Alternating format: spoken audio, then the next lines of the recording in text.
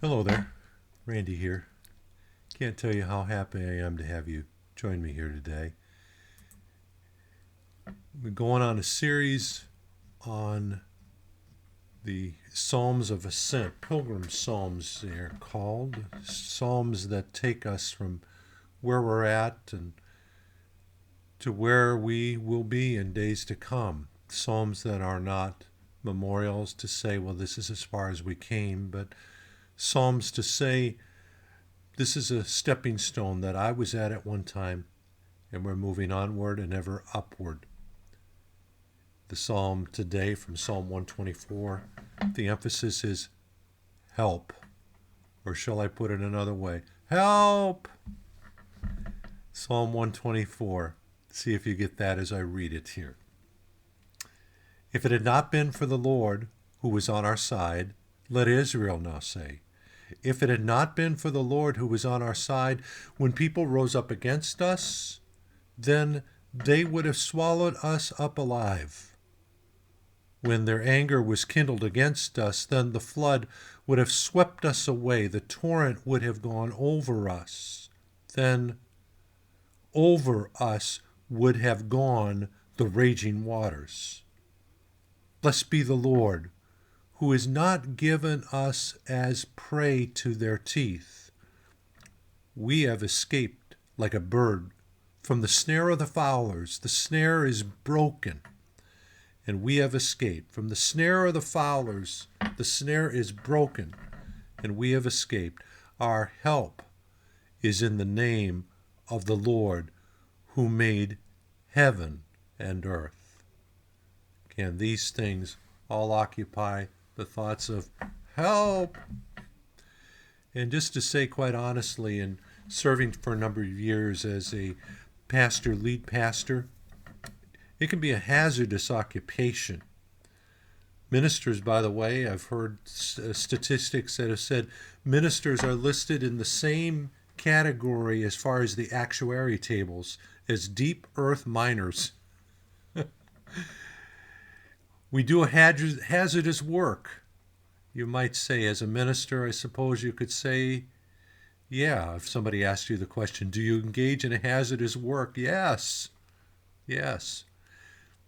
And Psalm 124 is a psalm of hazard and of help. Just a quote to set our context here today. We might think that God would be more concerned with our comfort rather than our arrival. And this must be one of Eugene Peterson's favorite authors because he quotes him quite often. Paul Scherer, I believe his name is, writes and says, God is almost intolerably careless about crosses and swords, arenas and scaffolds, about all the evils and the plagues. His caring doesn't mean that he goes in for upholstering. I thought that is just wonderful.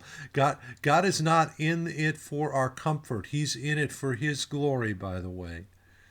Now, a pastor many years ago was wearing a clerical collar when he was taking a trip on an airplane, and the flight attendant, the flight turned out to be quite rough and flying through a lot of turbulence, and somebody half-jokingly asked him, Parson, can't you contact the man upstairs and see if something can be done about this turbulence they meant? And he said, well, sir, I'm in sales, not in management.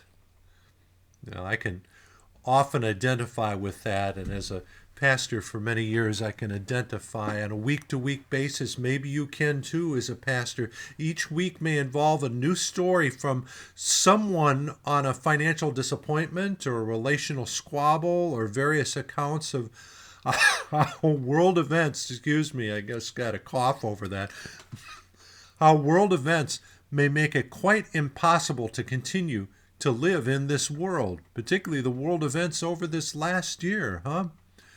You might say that it seems like I'm shoved down in the complaint department. I'm hearing all of the things that happen and how horrible the world is.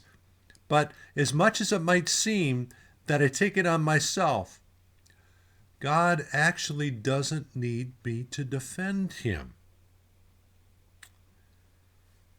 Now our work is to be our witness, to tell the world what we found. An old saying from a song, I believe, says, "Bear your cross as you wait for the crown, and tell the world of the treasure that you found." Now, we might be tempted to sing the blues. Why, oh, why do I feel this way? I've been going faithfully to church, and now, frankly, I think I'm left in the lurch. Now, I may not be the best of poets, but, well, again, you get the idea.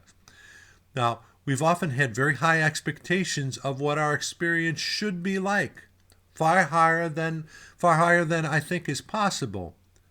But think of it. When you consider our present situation as what the situation could be if the Lord had not been on our side, it could have been far worse than this. The psalm mentions or implies three tremendously difficult hazards. It starts with the worst of the hazards first. It talks about dragons, things that could have consumed us. They may have never seen one, but somehow we know that somewhere there must be something like that exists. You might call it a projection of our fears, a total evil, something with an impervious hide, a fiery breath like a serpent-like tail, and within our human possibilities, no potential to escape. And I love something that William Sangster, an English preacher, wrote many years ago. He said, "Impressed are some people with the evil character of fear, that they are disposed to make it the archdemon of all life, and they say, 'There is nothing to fear but fear.' It's an exaggeration, but the exaggeration is pardonable. Many of our fears have no basis in reality. They are homemade products of over-anxious hearts and unsubstantial as what's called the Spectre of the Brocken. The Brocken is in the highest part of the Harz Mountains in Germany, and for centuries it was a place of dread because of the giant who lives up on its top. Many times the giant had been seen. Credible witnesses solemnly swore that they had watched him, and the people avoided the mountains as a place too dangerous to approach. But with the advance of learning, thoughtful men grew skeptical about the giant and made investigations. And this is what they found. They found that reliable witnesses had seen the giant only at sunrise or at sunset, that is, when the sun's rays were horizontal. They found that he only appeared when the Brocken was free of clouds and when the neighboring mountains were covered with mist, and they guessed the truth at once. The ghostly and terrifying spectre, or ghost, which the traveler sees upon the sky, is nothing but the magnified and distorted image of himself. He trembles at his own reflection. He flies at his own shadow. He thinks he is being pursued by a monstrous and uncanny fiends, but he is being dogged by nothing but a diseased imagination. Some of our terrors are like that, Sangster writes. They're simply not real. They are conceived and brought forth and nurtured in fear, and Jesus sweeps away that litter from our minds. The spectre of Brocken disappears when the wind disperses the mist of the sun as it mounts higher. So do these unsubstantial fears vanish when the wind of spirit blows through them and the Son of Righteousness appears with healing in his wings. Sangster concludes by saying, have faith, trust in his love, believe he has all power. Fear knocked at the door, faith opened it, and lo, there was no one there. Fear knocked at the door, faith opened it, and lo, there was no one there. Now, dragons are one of the things that can distress us. Floods are another hazard. It's a disaster that suddenly overtakes us. Ever heard of something called a wash? The western part of our country, you see this often. It's a gully that normally is dry, but in rainy times it suddenly fills. Now, we might feel secure that we're out of harm's way, and then whoosh, something comes into our life, something releases in our lives, and suddenly lands that we thought that were not ever able to be flooded, suddenly they're flooded and they're underwater.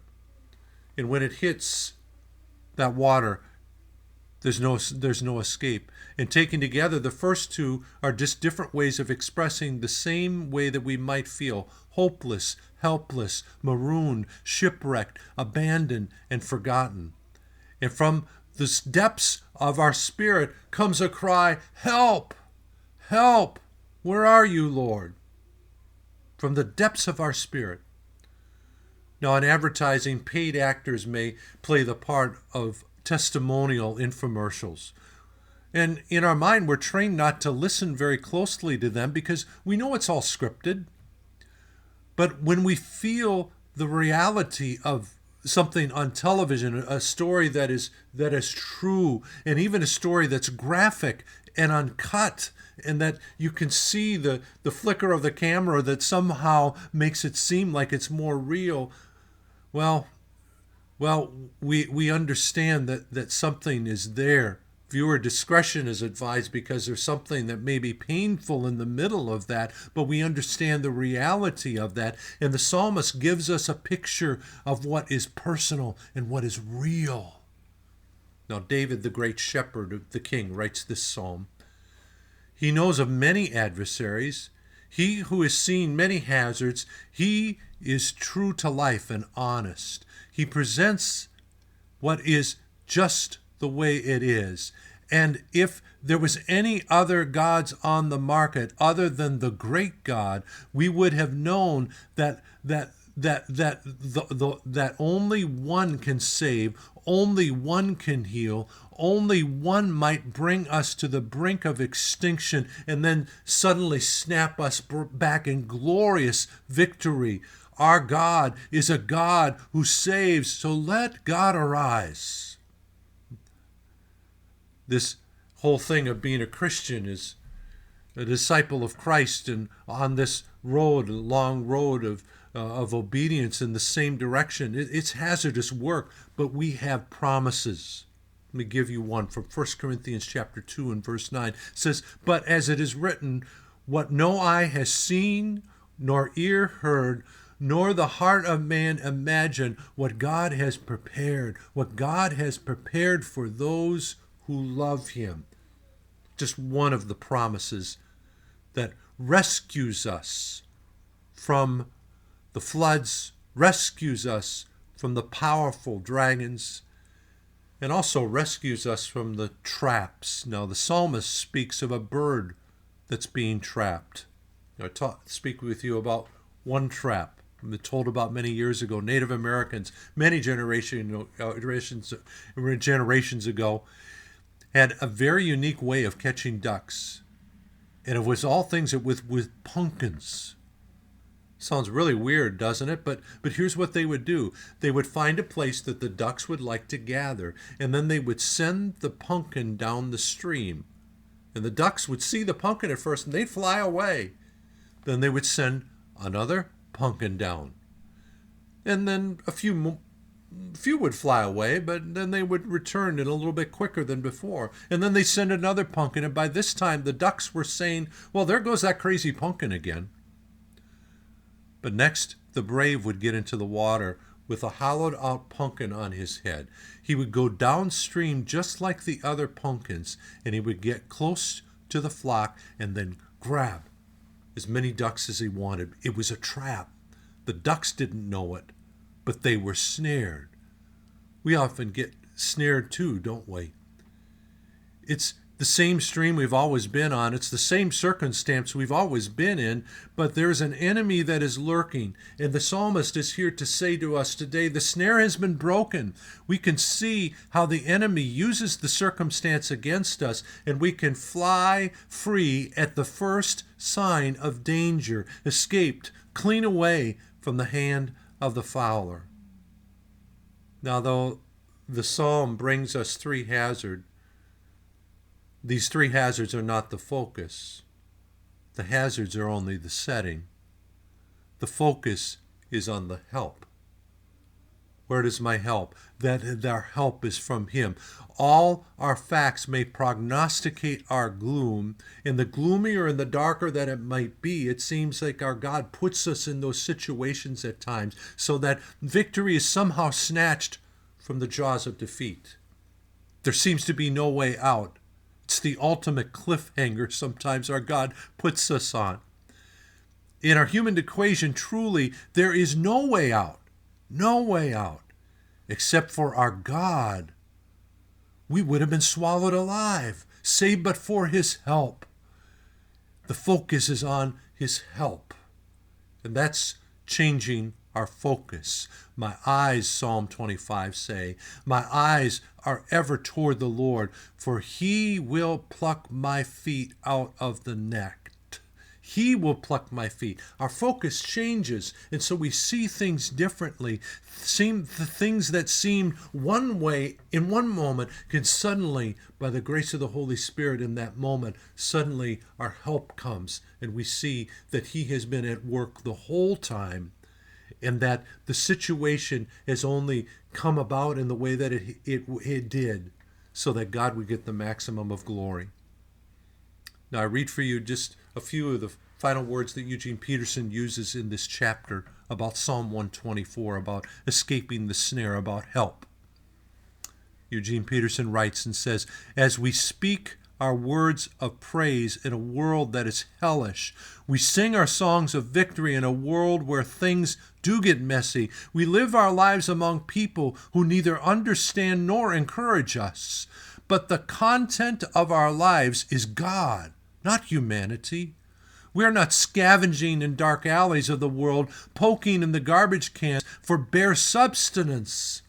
We are traveling in the light toward God, who is rich in mercy and strong to save. It is Christ, not culture, that defines our lives. It is the help we experience, not the hazards we risk, that shapes our days. It is the help we experience, not the hazards we risk, that shapes our day. Dear friends, with this blessing I leave you, that as you change your focus, that you would see the beauty of our God at work, even in the midst of the difficulty of the circumstances you might be in, even right now.